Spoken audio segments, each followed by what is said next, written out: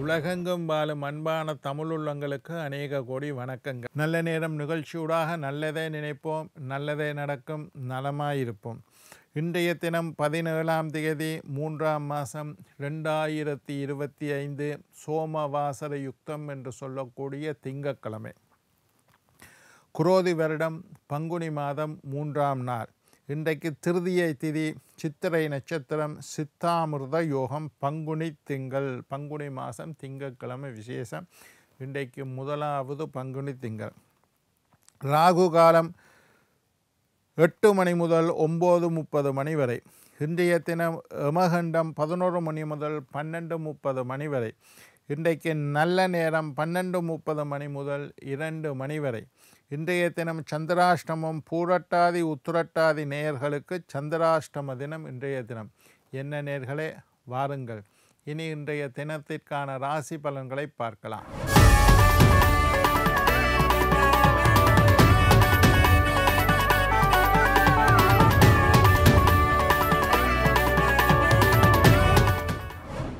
மேஷம் விருத்தி, ரிஷபம் நலம், மிதுனம் ஓய்வு, கடகம் சிரமம், சிம்மம் லாபம், கன்னி நட்பு, துலாம் பக்தி, விருச்சிகம் நன்மை, தனுசு வெற்றி, மகரம் மகிழ்ச்சி, கும்பம் சோர்வு, மீனம் போட்டி.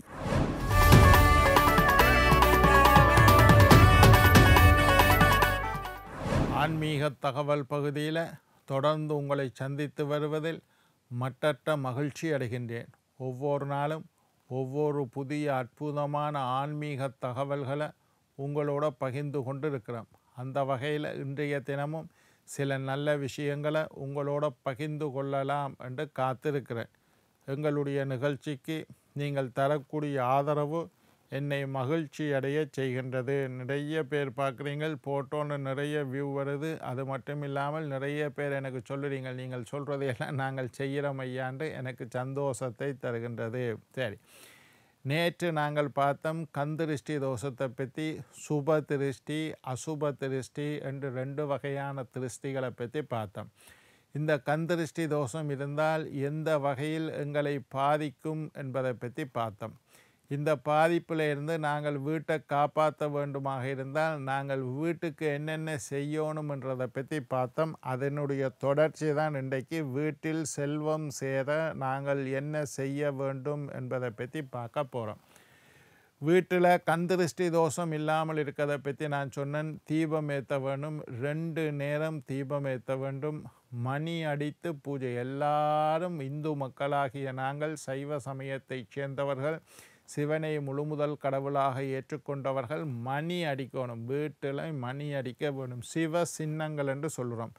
ருத்ராட்ச மாலை ஒன்றை போட்டுக்கொள்ளுங்கோ, ருத்ராட்ச கொட்டை அல்லது மாலை போடுங்கோ, நெத்தி நிறைய விபூதியை பூசிக்கொள்ளுங்கோ, சிவ சிவா என்கின்ற வார்த்தையை சொல்லிக்கொள்ளுங்கள்.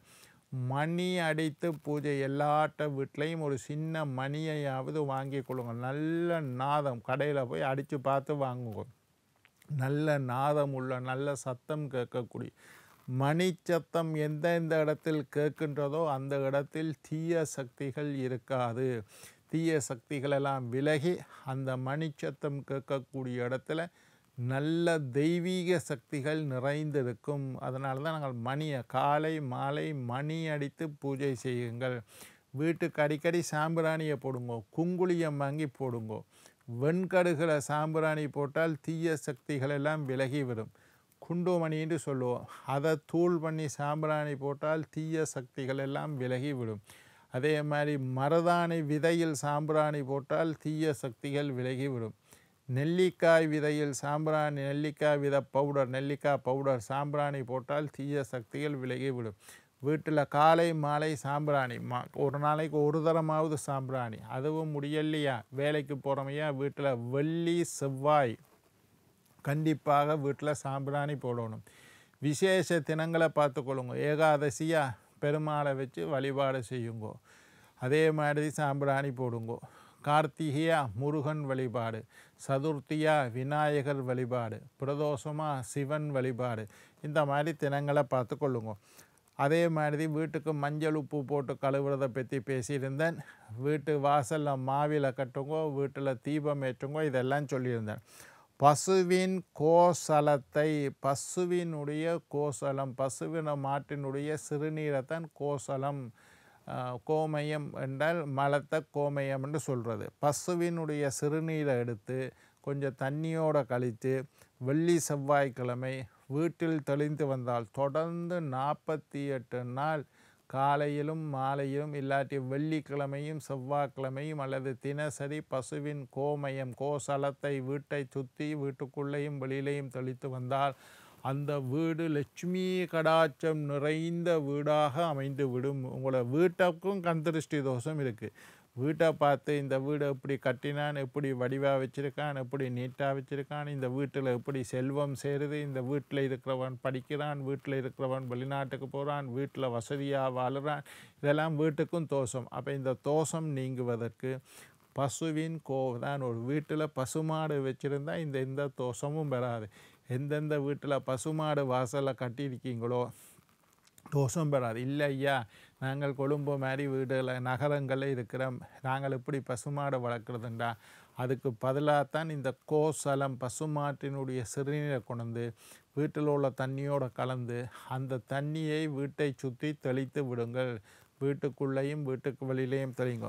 முடிஞ்சால் வெள்ளி செவ்வாய், கொழும்புலாம் அதை எடுக்க கஷ்டம்னா வெள்ளி செவ்வாய் தொடர்ந்து 48 நாட்கள் தொளித்து வாழறது ரொம்ப விசேஷம்.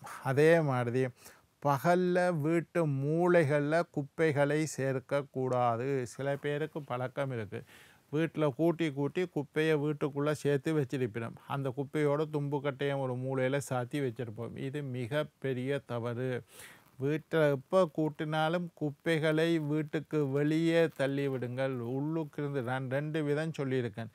மாலை 6 மணிக்கு பிறகு கூட்டுறதா இருந்தால் குப்பையை வெளியில் தள்ளக்கூடாது, வீட்டுக்குள்ளே இழுத்து அதை ஒரு வாளியில் போட்டு வையுங்க.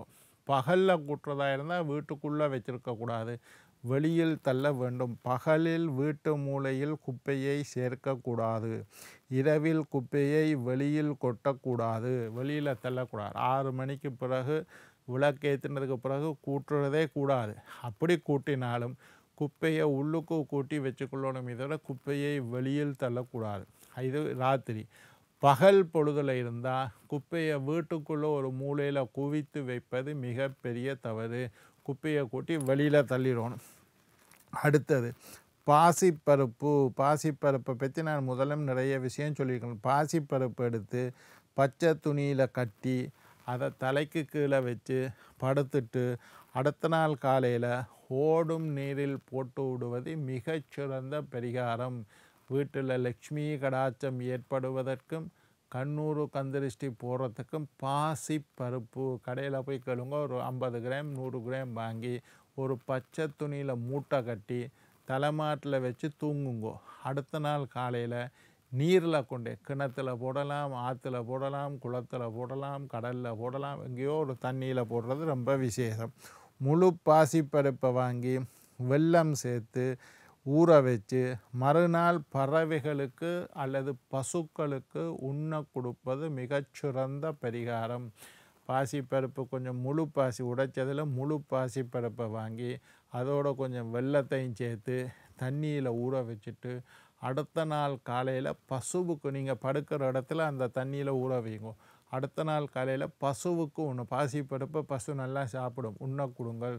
அல்லது பறவைகளுக்கு போட்டு விட்டு அந்த தண்ணீரை மரங்களுக்கு ஊற்றலாம், மரத்துக்கு தண்ணியை ஊற்றலாம். பாசிப்பருப்பு சர்க்கரை வெல்லம் கலந்த பாசிப்பருப்பு பறவைகளுக்கு சாப்பிடும். அல்லது பசுமாட்டுக்கு தண்ணியோடு வையுங்க, பசுமாடு தண்ணியையும் குடிக்கும், பாசிப்பருப்பையும் சாப்பிடும்.